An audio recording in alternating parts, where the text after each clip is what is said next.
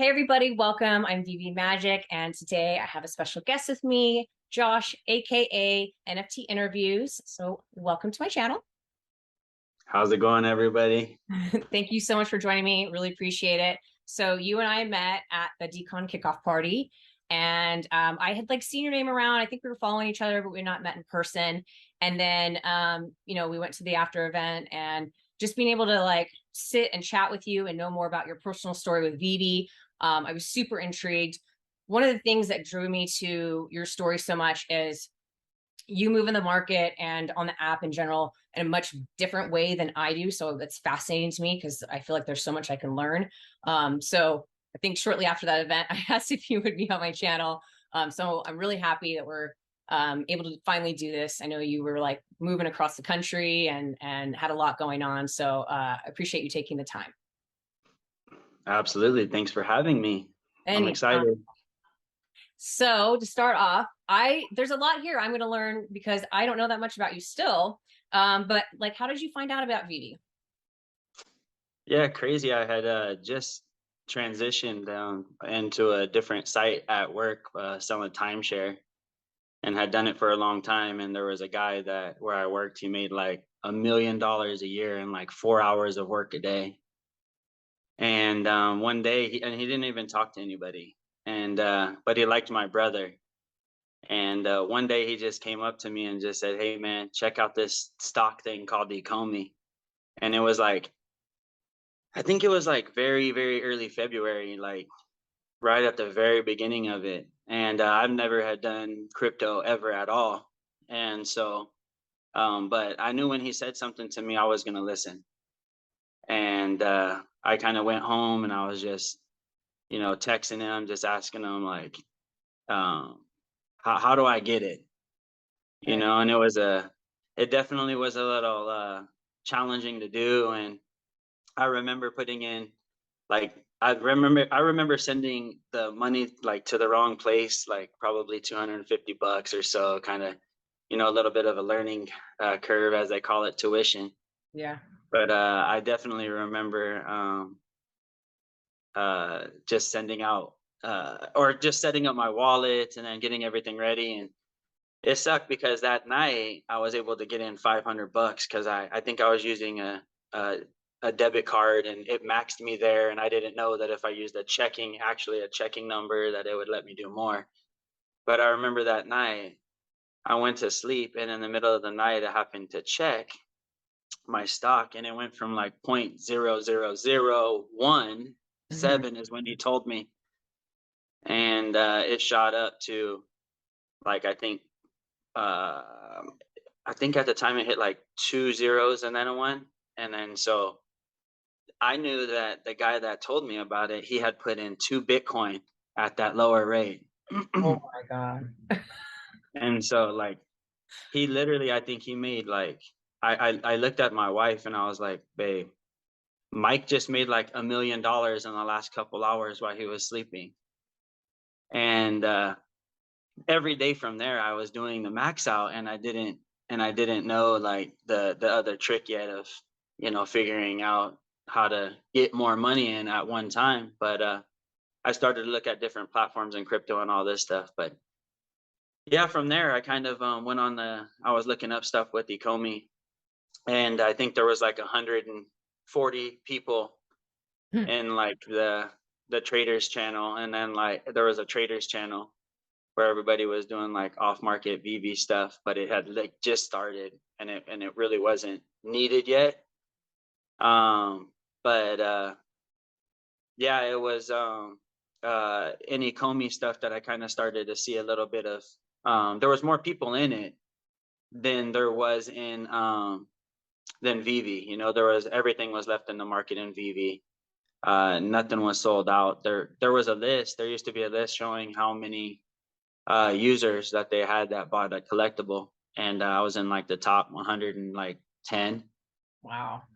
And then right after that, it boomed because somebody that guy at work follows and pays money to follow. He boomed it. He started talking about it and blew it up. And um, it obviously pumped and it did dump, but it went all the way up to that 1 cent. And yeah, it was pretty crazy because at that time I happened to do pretty well, but I sold off at like point 0.8. And, after doing some research and how I felt, and, I truly believe in the coin, I just think that there was some maturing that it was going to do. And, it was going to find its, ground, and then it will continue to do well. But at that point, I just, in my own opinion, I felt like it was better to kind of go into the collectibles, talking about going into the VeVe app. Through there, I kind of found that, and looking into like videos, because there wasn't any.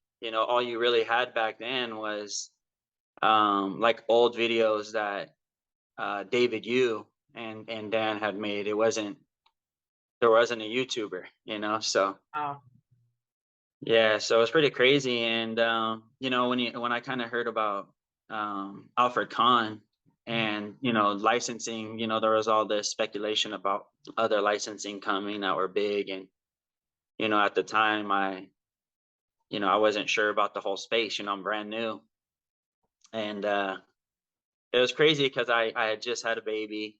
I just moved jobs. I just moved a site. And I had a lot going on, thinking about moving actually to another state at the same time. So it was pretty crazy. But yeah, no, I kind of jumped in, did a lot of research. After I did some research, it was interesting because I watched the one thing sell out that was really high priced. Like right afterwards, it went to like double. And I had some of them, and right after that, like I took kind of a little bit of a risk, and I was deciding kind of like, hey, I'll just buy a lot of the next one, whatever it was, right? And I'll talk about what they were, but whatever it was, and then see if it continues to, go up. And it did. I remember buying into Buttercup, mhm. and it was crazy because at the time, you couldn't even buy them US. So, people had to sell them to you, um, that had, the China accounts. Like there was still bubbles in the store and things like that. So I was Okay. telling a friend that I met on the traders channel, I was telling him that I would buy them through him, and he would buy them for me and then transfer them to me for $70. That takes a So lot of trust too. yeah, yeah, no, for sure. I remember I made a deal with 5 hymns because I thought that he was trying to charge me $90 for hymns, and I thought that was a little bit too much. And so I wanted a package deal. I told him, let's do 5. And yeah, I mean, it was crazy because I went out and kind of went into Batman's, Amanda Connor's, and I bought 20, no 40. I bought 20, and they had a restriction to Mhm. not be able to buy anymore. They were just in the store, so I was just buying them, and I got to 40 of them, and as soon as it sold out, it shot up to like 300, and then it literally continued to climb to about 1100. And I started selling all of them off, and I took all of that money, and then I went into Robin at 90. I think it's 70 each actually, or 60 each. And I bought like 40 Robins, and then Robin shot up to about 1100 right after the sellout. So I sold all those. And then You were a flipper early, really early. It's not like yeah, I you was. held this stuff for like, held everything for the massive pump. Like you just kept flipping all the way up. Yeah, and at that time, I kind of was in about 6 grand. I had just had back surgery and hadn't been at work in like almost 2 years because of going through problems with that. And then with COVID coming, I hadn't been to work, so money was getting a little bit tighter, and I had literally cashed out all of our like asset that I had available. I literally took all of our cash that we had, Wow. all of it. We were contemplating even bankruptcy, even though I made really good money. I was just looking at that, and it was pretty crazy because I took everything we had, even though we were dealing with all that, and I put all of it. It was about 20 grand, and I put all of it into the store, just as I'm telling you, and just continued to turn to the next thing, turn to the next thing, and Yeah, I remember doing almost 330 buttercups at, I think they're like 15 bucks each. Right. And I remember calling my brother because I was already out of liquid, and I told him, listen, in a week, I'll give you triple the money that you spend on them. So just send me 3 grand. And I took that 3 grand and I put it all in the buttercup, and literally it went up to like 100 bucks each. And I sold them off, and I paid him out. And honestly, that's what helped me go into Marvel Comics 1. Mhm. Yeah, So you sent me some screenshots of your purchase price on a couple of those, and I was just like, oh, oh, that hurts my soul. Like, bravo, amazing for you, but I was so late to the comic game, and to see like a screenshot of buying something under $2, that yeah, that's crazy. I mean, you certainly had the vision early on. So I want to ask a question and then follow up with another question. But the the guy that told you about Ecomi, did you ever ask him why? Like, what about it or do you just took it as like, this guy is successful for a reason? yeah, pretty much at first. And He he's into very VeVe as well? he was a little bit. He Mm, was definitely a little bit into it, but he just grabbed a couple things or something, and I ended up getting him more into it. But like getting him back, I would go in the Ecomi room because there was like 40,000 people that said in there, like, or no, probably like 17 or something, and then there was only like 1,000 users in VeVe, and I would talk crap. I'd be like, "How are you guys in this investment and you guys aren't even purchasing a collectible? Like seriously?" right. And so at that time they allowed me to post a traders room, and then it like kind of linked people into actually wanting to do it, and it created a community. And then, we had a Telegram rooms that were just, that was the line. And then of course obviously Twitter, and all the other Facebook platforms started to go. VV didn't even have a website, I don't believe. Like I think they barely just started it. And just watching it grow, it's been amazing, like just to see what happened. It just caught fire, and it spread real quick. So Yeah. So then kind of following up on the question about him. So it sounds like you kind of went into VeVe on your own after doing your own research. And so what made you feel that it was worth investing into the collectible side, and made you feel so confident and aggressive about that portion? What did you see that kind of made you, I don't know, think about it in that way?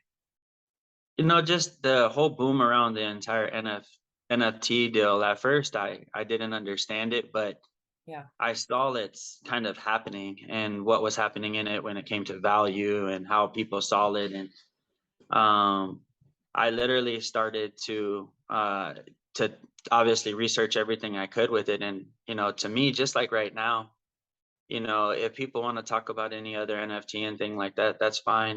But and then if they ever down VV, the thing is this: if VV doesn't make it in the NFT space, no one will. That's how I feel. If they actually care to be in this space and they're not successful in it, I don't think anybody can be. So everybody better hope VV succeeds in the space. To me, it doesn't make sense any other way. Now I know all the other people are going into the space, and you know I, I question everything, and I talk about everything with a bunch of different people. And after kind of talking with everybody about this space, I come to my own conclusion that I feel like it's just a new way of collecting. I mean, collecting's a little bit boring, honestly. And it's boring because the fun part about collecting sometimes is what you share with people, and there's nowhere to share it. You don't bring people to your house that much anymore these days. um, and sometimes you don't have the space to put out your things, and it just makes sense. And the more and more I looked into it, and it made more sense to me, just that how much more, advanced it is, how much more fun it can be, all the different type of things that they can create with it. We love being on our phones. It just totally makes sense. And if I'm not bullish enough about it, I know this: Just think about your kids, Magic. Think about my kids. This is all they're gonna know. Right. You know, we might fight it as much as we feel like we're gonna fight it, but these kids are gonna grow up with nothing but this. You know, so it's inevitable. And anybody that's in this space that is the art piece or the, you know, player, if it's football or sports, or anybody who's the artist, you know, they have to want this. You know, everybody wants you know, that revenue stream that rolls in. Nobody wants it once anymore. You know, every game has a monthly fee. Everything has a monthly charge. You know, nobody just wants the money one time, and it just makes more sense. And you know, it's everybody likes a little bit of, you know, gambling without being illegal, right? Everybody Yeah. likes collectibles and fun things. And so I think this space has a lot to offer. And Yeah. I know I'm excited about it. Yeah, you had the vision super early, so I guess kudos to you for sure. There's one story you told me about your friend. So sounds like, I mean, you went all in as much as you could. I know so many other people that went in all as much as they could, almost to a scared point. And luckily, it's paid off for some of you guys really well. Can you tell me about the story of your friend that and how hard he went in on his investment? Yeah, so in the trader room, you had to have an escrow person, and the escrow person I ended up trusting was a young man, uh, 21 years old in college, living in an apartment in Los Angeles. Um, and it's pretty crazy because I ran into him through that. After all those flipping things, what ended up happening is I ended up buying every single collectible on the app that came out, right? And besides Donnie at the time. And what happened was, is I ended up getting known so much from buying these things that I ended up getting invited to a little startup room in with Wells. Mhm. And it was basically a trust room where we didn't even need an escrow. You know, we were just doing deals with people we didn't know, but you know that we kind of heard that they were doing good deals out there off market. You know, at the time the market was closed for months without it being there, so it was the only way to do any deals. But I got invited to this really cool room that had a lot of like really high end people that had to have every collectible on the app to be there. Um, and from there, obviously, he was in that room too, and he ended up getting there from being an escrow. But what he did was, is he ended up taking all of his girlfriend's college tuition money, and he invested it all in VeVe in the very beginning. And it got him in that room. It got him to being escrow. It got him, you know, trustworthy in the community. And at some point it was some point last year when the Bored Apes came out. And I don't know who or what. I mean, they were talking about it in our group. You know, people were talking about going into this thing, and I wasn't really into the other NFTs at all, really much yet.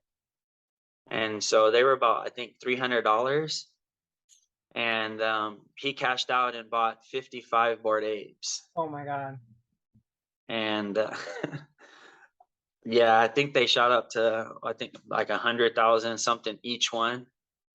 He's doing all right. So yeah, and I mean, he's not like he had all the bottom floor ones either. He had some really good mints. And but yeah, he ended up becoming a super millionaire.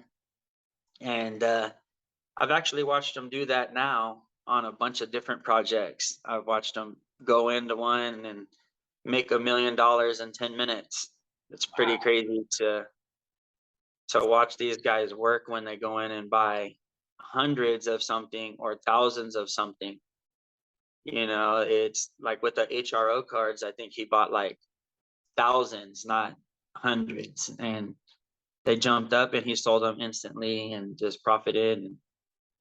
But yeah, no, the stories in that room are pretty crazy. Yeah, I believe it. That's a he told me that story and I was like, I think my mouth was on the floor. So I'm like, we have to share that one. It's so good. So you talked about your flipping was from basically day one. Do you what is your strategy to it? I mean, what makes you pick one thing and then go, okay, it's time to sell and go into something else? Like what did you see that made you feel like those were the right choices to go? Was it because of the buy-in versus? Yeah, no, everything. I've probably flipped my strategy, you know, 50 times, and I probably have quit VeVe 4 times, like, and I was here before the Disney stuff and Marvel and all them, before the trust was, founded in me. But what happened was is everything, market, um, dollar evaluations, maturity, guesstimate on maybe how many users, how many people are going to cash things out. That just everything has made a difference. Them talking about master collector program. I think all of those things are relevant, but everything is in time, and I just try to time and go against myself sometimes when it comes to being emotionally attached to things. Right.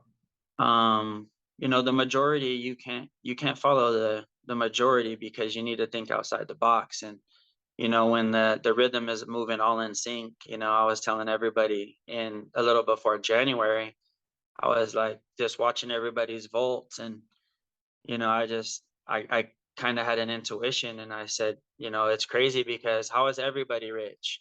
The Right. last guy that put in the last $2 million, he feels like he's worth 9 million, right? And the guy that before him that was worth 10,000 thinks he's worth 100 grand. Mm-hmm. But where's the money coming from if they both sold? Mm.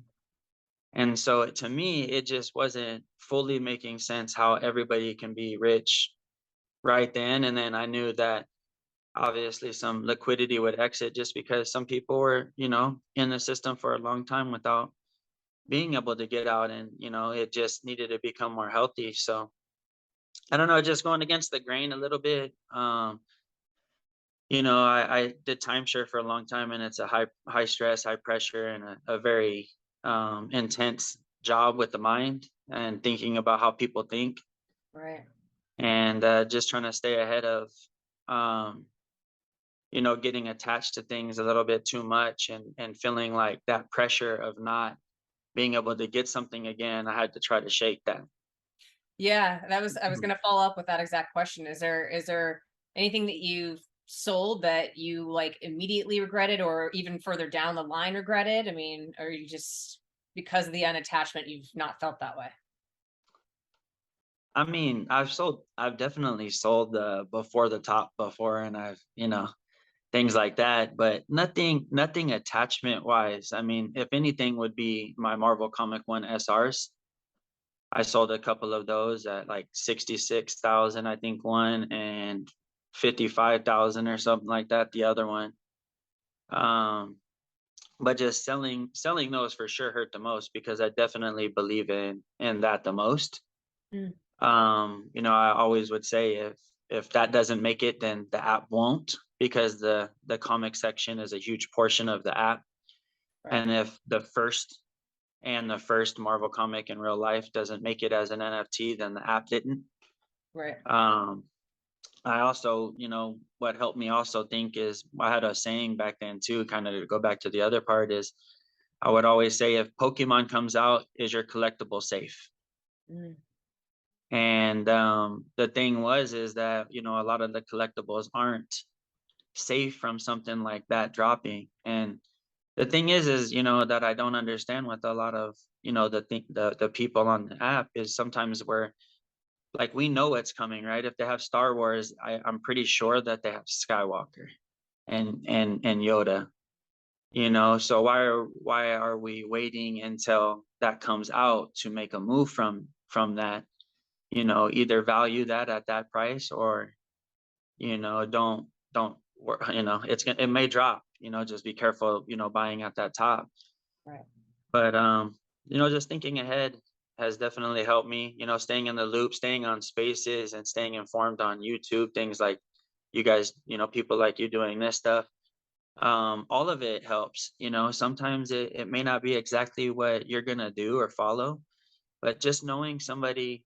Probably one of my best things I do is, um a lot of people in, like, a lot of different areas, they don't know how to really speak with people. Like, when somebody talks, they want to go against what they're saying for some reason, right? Instead of just hearing them out if they feel differently. Like if somebody is saying a comic is going to be expensive and then somebody comes in and they say it's not and they're arguing about it, to me that makes no sense. I want to hear every reason why you feel it's high and every reason why you feel it's low. And because everybody's opinion matters, Right. and so kind of having that in my head also has shared with me a lot of different reasons why people think certain ways, so Yeah, so you do a good job of taking in all the information, but not buying the hype. You take in the information and then you disseminate it and figure out your move from there, which I think is really solid advice because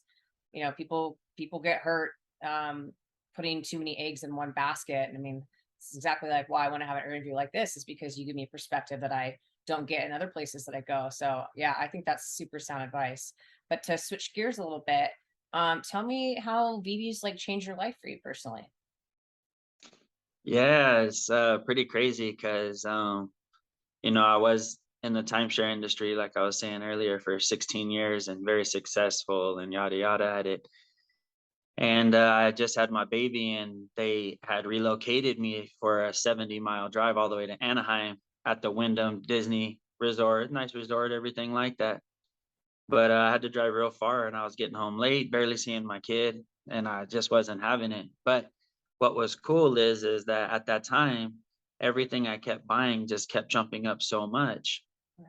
and I was doing so well in VeVe. At the time, I just decided that I was wasting my time going into work because I was doing better on VeVe faster, and it was something I was really interested in. And I just decided to gamble on myself and go VeVe full time. So I've been VeVe full time since. Yeah. And now you get to But spend more time with your family, right? yeah, so basically, it changed my life because obviously I've spent almost 2 years at home with my son growing up as a stay-at-home dad with a stay-at-home mom. So it's been a blessing. You never know how long that can last, and I'm just soaking in every moment. Um, and God bless every one of you guys that have kids. Holy smokes, Yeah. they're definitely a handful, but I love them. But it changed my life too. I did definitely very well because I, risked early, and it's interesting because a lot of people were saying I made a lot of money because of investing early, but I made a lot more money in listening and investing in secondary than I did in the store. I definitely did well, and I think I was at like probably around 150K. Um, when I did my first like big sell off, and that was huge for me. But I took a lot of that and invested back in at a downtime and risked it again. Um, and it boomed up probably to, I think I had another little interview with someone, and I don't remember. I think I was at like maybe 400,000, somewhere in there. And once again, I sold off, I bought back in, and I definitely have touched over 1 million in gems before.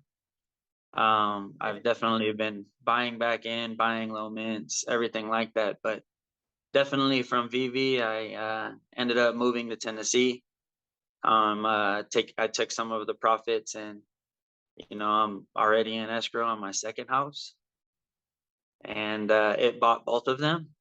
So I'm on my second home from VV money. So thank you for everybody out there. I definitely think that and know that your guys' money will go up in time, regardless if you're, level or down or up. Just, if remember to hold for the long haul, and if or just know your time frames, right? Just know if you're in there for the short term, try to make best investments for that short term. And, if you're in it for the long term, hold. Don't start selling when everything's at its lowest, don't and then buying back when it starts going up, just be patient. Don't go crazy. I remember one of the times when I was really about to get out, And somebody that never talks to me, he owns a loan company, called me, and he's very successful. And he heard I was in the NFTs, and he said, "Hey, man, I just want to tell you that um, I think you're doing something amazing, dude, and you're going to be richer than every one of us. And everybody is getting into this stuff, man." And instantly, I started buying everything I had back. It was weird, you know. I just listened to the signs, and it's been crazy, you know. I love everybody that, you know, we talk with on spaces, and, you know, we go on, and I love that everybody, you know, in the community takes so much time and effort, and they care, and they teach people. And I definitely met lifetime friends. So forget the money aspect.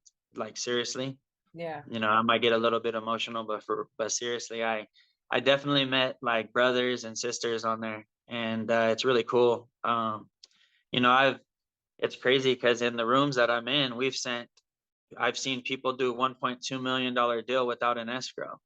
Wow.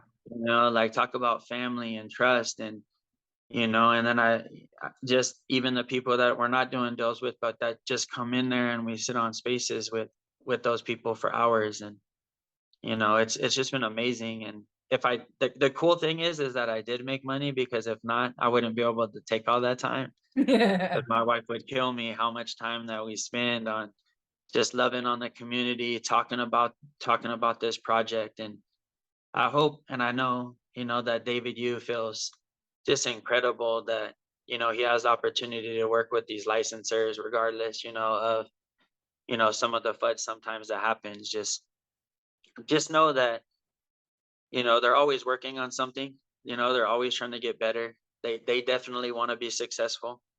They definitely get that way by, you know, us being successful, being able to tell friends and family again. You know, like, I hope that you know, they get it, and I know they will, back up to the point where everybody is excited to tell their family and friends about this. um I think that that's the part that we're missing again, you know, a little bit right now. And I think that that will be back. And I don't think that it's in VV only. I don't think that it's a VV problem. Right. I think it's just an NFT thing, and it's in timing. But just watch this. I mean, wait till the first commercial comes out with these NFTs in them, you know, and people actually start, you know, taking it super, super serious, and realizing, and it's just coming, you know. So, Yeah. So I think I know the answer to this, but do you prefer comics or collectibles, and why? well, now, you know, I've been all over the board. Again, I've owned every collectible. And then, so it's crazy, right? So kind of going backwards just a little bit. You know, just to be in the master collector, I got into a master collector room, of course, like I was saying earlier, that you had to have every collectible. There's only 23 people in the entire room. And and obviously it's harder to keep up with stuff like that now. But I told them respectfully, so guys, I'm gonna have to exit the room. I'm gonna sell everything and buy Marvel Comics 1. And Mm. they're like, "Are you crazy, dude? Like, you know, you're the points and all this stuff." And I said, "Man, I just think it's better just to go and buy all these commons." And I actually bought two secret rares. I didn't hit on the drop. I bought them, one for 1,800 and one for 1,600. Mm. And the other ones, in the market, the commons went from $7, and they started dropping to like average of 5. But at some point it was at 190 and $3 and something. And I definitely picked up a lot of them. I just continuously started buying there. And I got up to 100, and then I ended up getting to 500 at under $5 ranges. Wow. And yeah, and Crazy. then from $5 to $13, I ended up investing. I ended up getting about 600 more, getting up to 1,100 comments. So then I started selling in. I started to sell on the way up. You know, I sold like 50 at $150. You know, and then I sold another, you know, 50 at, you know, 250, until it got to 750, and then I sold like majority of them besides my low mints, because I also bought like 500 and something mints. I bought 3 of them. Because I wasn't sure if it was going to be that, or if it was going to be SRs that were more sought after, or if it was going to be anything like that. And So anyway, from there, I ended up making the crazy move, but then I ended up being called a guru because they were like, dude, how the hell did you, know that or think that? And um, it really helped out. But to answer the question, I ended up getting more into comics. And why is because I think they're, going into comics shops and stuff like that. I see how much more they were die hard about comics. I've never been a collector like that. So um, I kind of just felt the sentiment was a little bit stronger for the comics when I show it Mm, as well, that people would, just listen a little bit more. But the other thing is that just like, I see on the app, sometimes the FA is not the better of the things that come out. mhm. Um, what if tomorrow they came out with the Superman that was able to enter a game, but the FA wasn't? Right. What if that one flew, and it shot things and it, teleported and so I felt like it had more of its own self to fight with. Right. They already have a reason to fight with the comics and, other grails, but the comics kind of like it was a little bit more of a sure thing for me, or a little less competition, I would say. So it was kind of more gut, like you're not necessarily a comic guy, you didn't know that much about the history, or like did you research that itself, or it was just sort of more of a gut instinct based No, off I mean, what you said? so at the time of Marvel Comics coming out, asking people about it, hearing people talk about it in spaces, talking about it with my brother, people were just saying that it was the first one. Anyway, I seen what happened with Todd being the first one. So I knew that meant something to people. Right. Um, I asked my brother one time, I said, hey man, out of everything on this app, if you had to sell everything and keep one at this time, what would it be? And he told me he would keep Marvel Comics. And I said, cool. So I I knew it was super important to people. And I started to hear that a lot. Like, and it wasn't, nobody was backing it with spending, obviously, No. but they definitely had some type of tie and connection to it. So other people helped me. They didn't say go buy it, but just hearing their emotion for it made me act a little bit more, for sure. Yeah. So on that same note, like what sort of moves you've been making lately? Well, I like mint now. I like mint because everybody now says it doesn't matter. So, Mm, like I told you, I'm very against the grain. When the last person feels that when the people start panicking and selling like crazy, and the YouTubers, and they start panicking and selling, it's probably the right time for me to buy. Not saying follow me anybody, but to me that's I don't know. For me, it's a little bit of a buying signal. So right now, everybody was talking about how mints don't matter. mhm. When one, I know differently. I've seen people pay a lot of money for them in the back channels, especially Right. in the past. Of course, but definitely, I like low mint and I like last mint, like the last 100 and the first 100. To me, I like I like them a lot. So if it's a low amount, or it's pretty close to the floor, or something like that, I definitely go for them, for sure. Somebody will want them, or Yeah. like imagine one day, right, that you have the same matching first Spider-Man, the Spider-Man first appearance of Miles Morales and Fallout 4, and the AF-15, and all the same mint. Like somebody will want that. Yeah. I've seen that. I've seen that somebody want that before. So, and it only takes 100 people to be in the bottom. There's only 100, people that get to be in that, no matter how many there is of that collectible or comic. Also, if they incorporate burns, which I don't think is an if, it's a when. Um, I don't see people burning the lower mints. ever. Fair Not that enough. it makes them less scarce or not, but I just I see it more important to own those because the other ones are burnable. Right. Yeah, that's a fair point. So is there, aside from, I guess comics is probably your answer, but is there like a certain brand that you find easiest to flip? Nah, I mean, just it's obviously a sticking with the grills, and at this point, I think the AF-15 is an interesting test because I know we have other grails. We have the Marvel Comics one, Daredevil one. We have a lot of different, top-notch comics out there. FF1. Um, when we're talking about those ones, it's the thing now is if the market reacts the exact same way to the AF-15, then we're in a little bit of trouble, which it's not going to. If you're crazy enough to risk not owning one with only 6,000 commons and 10,000 total for the whole run, I think me personally, I think you're crazy and you don't care, Mhm. and that's it's an interesting one because even though I'm a flipper, I promise this, it's one of those ones where just like Marvel Comics 1 or FF1, I will always own no matter what, minimum. Me, I'll own more than 5 of them, but I'll own at least one.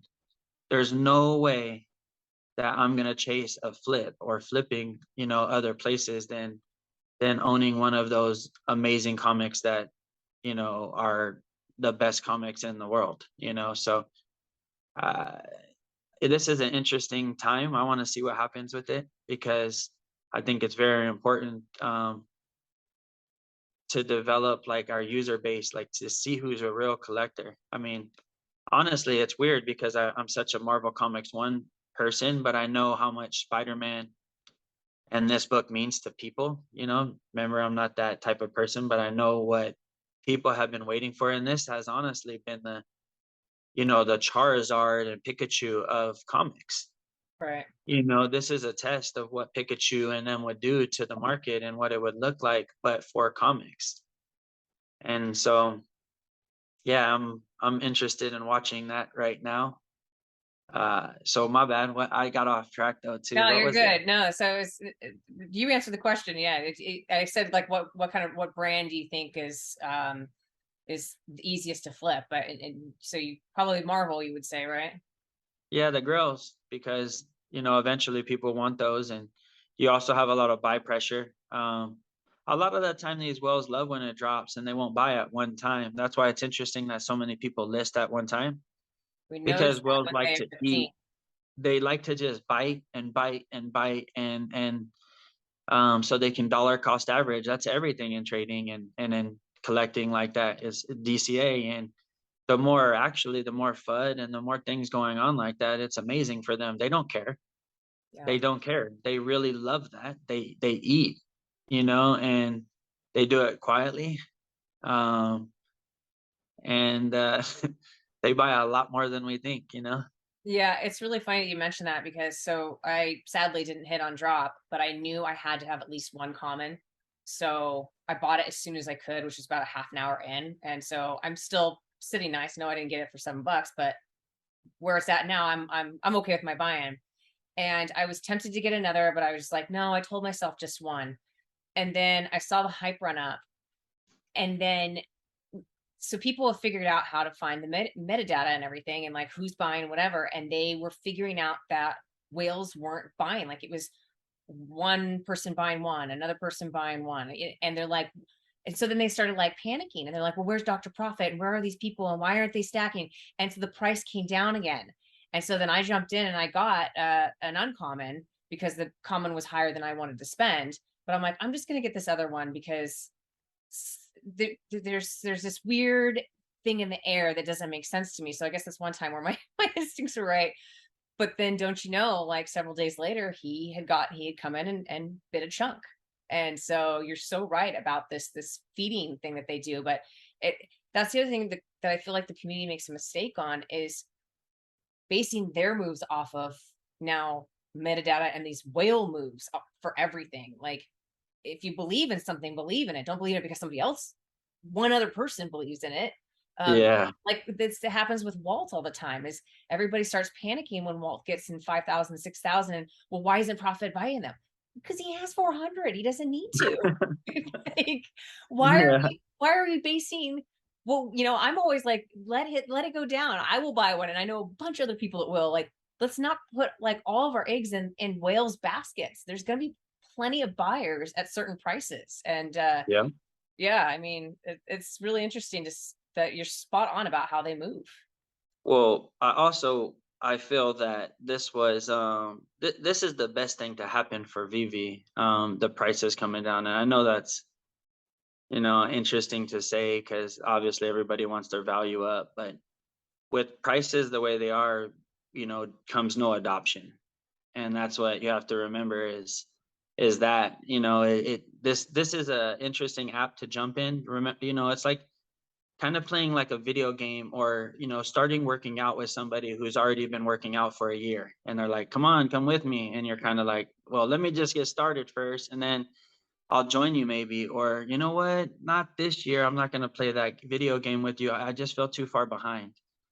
We got to remember that when somebody comes in this app, they're behind a little bit from what the people are like ourselves. Going in there, it's a little intimidating. It's the best app out there. I've bought other NFTs and it's a pain. And honestly, I don't even look at those other NFTs. And it's crazy because of how weird it is and the interactive. It just doesn't really do it for me. But yeah, it's it's very interesting. Like oh, what was I on track on? I know I got thrown off a little bit with talking about another NFT, but That's all right. We were just talking about like the whales and how they move and the market being low and how it was a good time. It's not good yeah, for yeah. everybody, but it was good timing the having the price market is low. the price is Yeah, going down. The price yeah. is going down, and it's interesting because with the prices going down like that, it gives somebody the opportunity to not, just to throw money at things and not have to worry about the flip and not have to worry about the care in it, and they can throw $50 and buy a 25 of something, just a regular person that doesn't care about it going up, All which right. is great for everyone. But lower prices do that. It's going to bring more adoption, and within time, these guys are getting all the things ready. They're getting the servers ready. They're getting the bugs out. I know that it's been FUD this whole time, and blah blah blah here and there that they have FUDders talking about something, Mm, but it's all right. They continue to work on it because they want it to be smooth as it can be, and by the time it is ready for that type of adoption, they'll have so many things worked out where hopefully it doesn't feel like that. It's easier for people to get tutorials and jump in, and I was talking about this with some other people the other day, and sometimes in the community and places talking about pricing so much, people forget that we spend money on things that we don't expect money back from, and we forget that a lot. My brother, he has a couple app games he has that he spent a lot of money on, and literally 2 years later he deletes the game. mm, And I mean, I'm talking, he spent $10,000 before, for sure, at least, on some of these games, these app games that he would play, and with no returns. And I would tell him, why are you doing that? And he'd say, it's for my entertainment, man. It's worth it for me. I just look at it this way. It's only 500 a month, or it's only, and to him, that's what he felt. And, we can't put our, thoughts in our, we can't spend other people's money, or we can't look at it like that. We can't look at other people with our pockets. We have to remember that, we are okay to spend money on things and not get a return. And, honestly, most of the collectibles that I have now are kind of that way, mm. and the ones that are certain prices, like it's not even worth selling, or most of them are all good mints that I don't know. They're more kind of a part of me now. The ones that I do have in inventory now.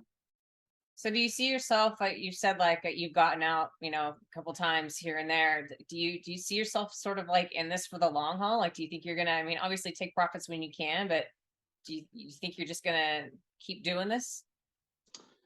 Yeah, I think VeVe will be, it's funny, my brother, I talked to him the other day and he makes really good money and he's not on this as much as I am. But he he has a good amount of collectibles, that he's been holding on to, and he doesn't barely check the app like that. He'll come on good drops. If I tell him to buy something, he thinks I'm his advisor. So if there's something out there to buy, I'll just say buy it. He'll go buy it. If not, then he's gonna kind of chill off of VV. But he says, honestly, Josh, I'm not even gonna look at this, and it's crazy because the number is so stupid. But he's like, just imagine, I don't need this app at all. But if I just went back to it in 20 years, Josh, seriously, if VV is still around in 20 years, I'll be rich off of whatever's in my account. Yeah, All VV has to do is be around by then, for sure. and it's funny. He's like, I'll be retired and that'll be another retirement for me just because. But um, I have faith in it. I think that there's gonna be some form of adoption. I don't think that Marvel likes to get into things and Disney likes to get into things and fail. To be honest, I really don't see that. I don't see these other companies doing it. Um, and what they want to be real, they will make real. They will continue to push every factor of the thing. I think they're waiting for the things to be legal, the paperwork to be right, the timing to be right, with the feeling of how everybody feels about them, the just everything about it. Enough cool things attached, enough technology to support um, anything like that type of system. So I think that all of it is coming together, and all these big companies are helping each other, in one way or another, bring that security and bring that realness to people's thoughts. And it's going to be real soon where we are talking to somebody about an NFT and they don't look at us like we're crazy, or they don't ask, "Is it Bitcoin?" I Right. know about Bitcoin, right? I heard about that too, and you're like, "What?" No, no, I wasn't talking about crypto. So um it don't make it happen, don't make it happen. I was just watching All American, this second version of it, this baseball one, and right in there he's like, oh man, and he says some joke and he throws something about an NFT, and it was just funny, just because more and more things just back to back, you're just hearing it more and more. And people should have the vision. I'm not saying anything with pricing. Please don't, go in anything about pricing. I don't like to talk about pricing at all. If you think it's a good deal, buy it and hold it till it does whatever you're looking for it to do for you, whether that's flipping or um, you know, I don't know, whatever it is for you, or whatever timing you're looking to do with it or whatever. But um also remember this too for yourself. If you're going into flipping, just remember that, you ask yourself this big question is, if it goes to this, will you buy it again? And if you won't, then don't do that collectible or comic, Hmm. because everything I'm invested in that way, I'm willing to buy it up myself again. And if you're not, then it's probably not good enough for you to buy it. You shouldn't be probably buying it. That's super sound. Yeah, there's one collectible that I like for no specific reason, but um somebody sent me a message about it and said that they liked my thoughts, and then I said, well, I better go look at online. And I'm trying not to spend anything in the market. I'm just trying to hold the gems right now for drops and everything. But I went and looked at it and saw like how crazy low the price was. I'm like, guess I'll add another one to the bunch, like because I believe in that collectible, whether, it's not a grail or anything like that. I just love it. And I think it's going to be something that other people will love. And regardless, I'm not mad at the price because I bought a lot higher than that too. So uh Yeah. yeah, you make super fair points. That's why, I like set this target too. If I ever saw like, you know, partner statue get into a certain price range, like I'm going to do everything I can to get that because that's one I really believe in. I mean, I bought another Steamboat Willie. Like I do definitely like follow that same sentiment of like, if you believe in it at a certain price, then you should back it if you can, if you have the means. Mhm. But otherwise, why are you buying it? If you're buying it because somebody else said it was good, that may not be the best move. Yeah, I mean, that's been some of my um my smartest moves has been stacking. And, because if it's a sure thing more some of the time, then why not, Have more fun. why not do that? And, you just remember, these people there's not just like, I'm not saying myself, but there's other people out there, they're real smart. And, I remember one night I took 25 grand and from gyms in there. And, I bought my own floor up. I think it was a couple $100 in something, and it moved my value like 80,000 from the 20 I spent. Now, obviously, the wonder is if it's liquid or not, but at the same time, it ended up paying off that type of way, but so just imagine some of these big whales, making moves. Sanjay asked me a while ago when Omi was at point 0.7. He said, "Hey man, if you had $1 million, what would you do right now if you were me? How would you spend it? Omi, VeVe?" And I told him, "Hey man, I would sell all my Omi if I was you," because what he was saying, and I would buy all my own collectibles, and I would actually stop buying so many sets, man, and start focusing on one or two things that you really truly believe on, and dollar cost average yourself in on it. Mm, Because I think that's first of all, you create your own scarcity, right. and you drive your own price, and you're following your own belief. And again, like I told you, you buy if it goes down.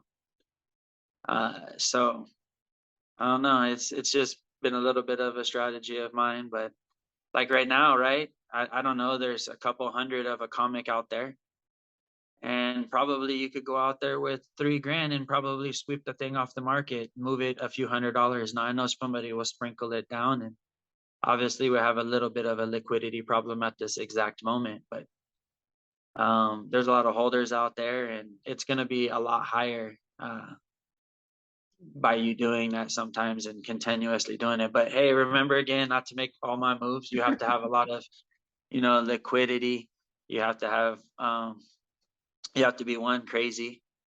No, no, but I mean, overall, for sure, VeVe has the licensing and the platform that's just been amazing to use. And anybody I've got on and asked about it, even in the NFT space or not NFT space, it's been easy for them to get in and onboard stuff, onboard their money and do drops and things like that. So it's been great there.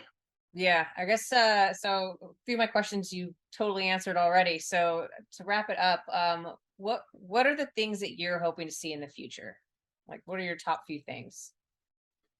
I would love to obviously see Pokemon because um, obviously just hearing the what the crowd wants, I would love to see what it does.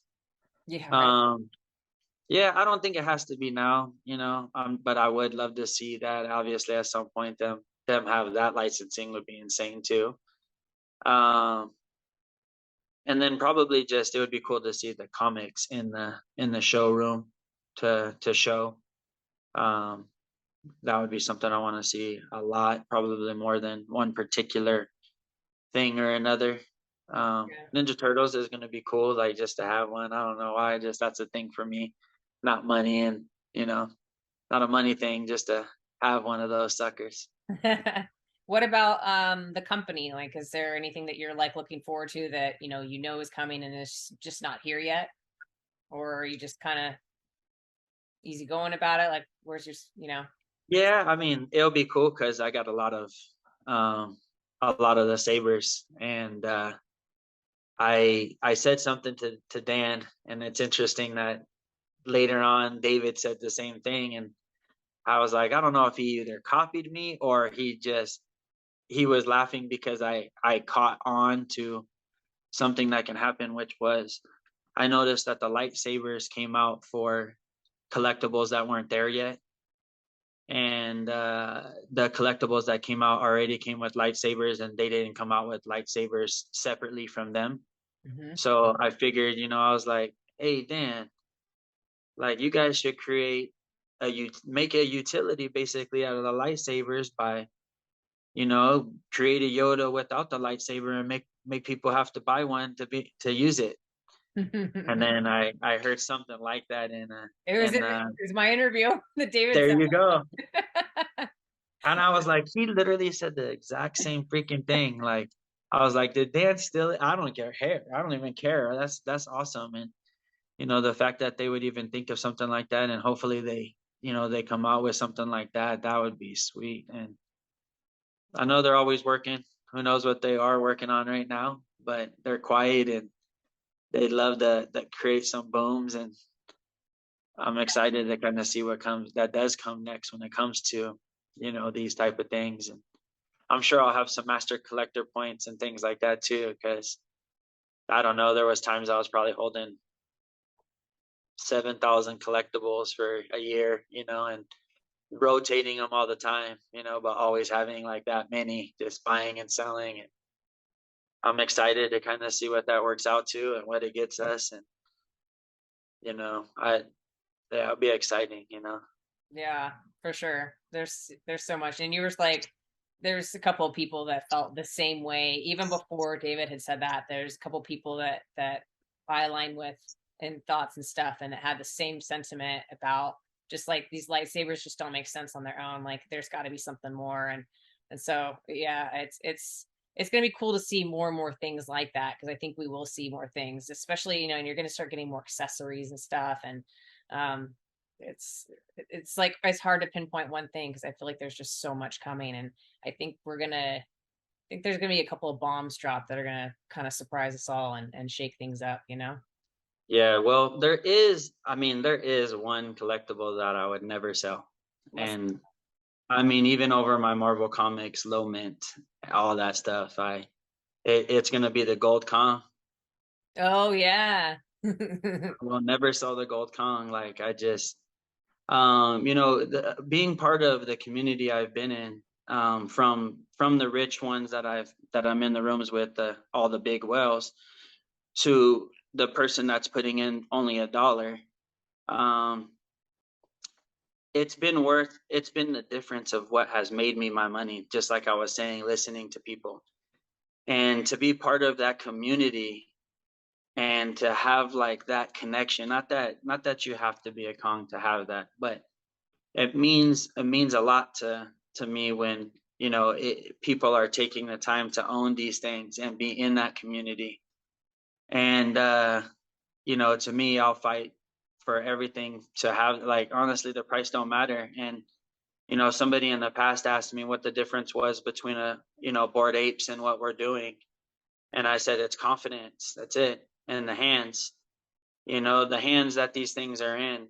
And if you just have 488, which VeVe kept 90, you just have 390, 98 or whatever it is, 88 holders of that thing, then there is none for sale. It doesn't matter the cost. And the community that's there in that group is insane. From the doctor profits to, it has everybody, all the YouTubers, and it's cool to be in that type of community. If anybody ever wanted anything, I mean, obviously in Twitter Spaces and stuff, anybody ever asked me anything as well, I'm always available to help and talk with them anyway. But it's just something special to be part of that community, and I definitely would never sell the comics. Yeah, I agree with you about the community. And just so I don't know if you know, I have a silver Kong. So There you go, and and all of them are welcome. I am in the Discord. I am part of the crew. So Yeah. yeah, excited to see where maybe that stuff goes in the future as well. But on that note, I will let you go. Thank you so much for your time. I know I've learned a lot. I'm sure somebody else will glean something from this. Obviously, it's not financial advice, but you have a great perspective, and certainly I align with pretty much everything you say. But you see things in a different way than I do in a lot of cases. So I'm sure this will be very helpful for more than just me. So thank you, and appreciate your time. And we will catch up hopefully at another event. Well, thank you for everything you do and your time. Yeah. All right. Have a good one. Bye. Bye.